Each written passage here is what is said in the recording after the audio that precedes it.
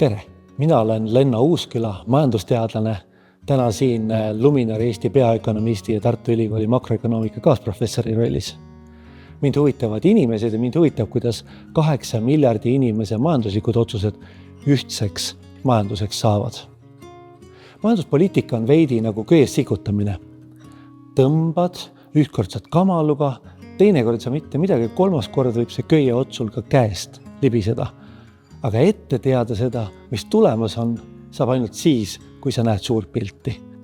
Ja seda suurt pilti on järjest keerulisem näha, sellepärast et maailm muutub keerulisemaks.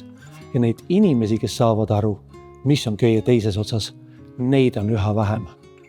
Meie keeruline maailm tähendab seda, et me oskame panna üht tükki tööle, aga tihtipeale kaotame selle suure pildi. Spetsialiseerunud maailmas oskame hästi tööle panna väikeseid tükke. Aga suuri tükke on palju keerulisem tööle saada.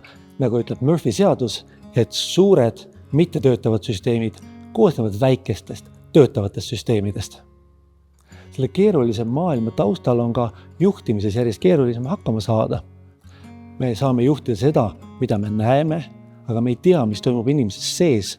Me ei tea, mis teda on mõjutamas. Nii et süsteemi efektiivsemaks tehes tihtipeale me unustame ära selle, mis me kaotame sellega, mida me ei näe ja mida me ei mõõda parasjagu. Aga kuidas majanduses näha seda suurt pilti? Sellest ma hea meelega räägin sulle.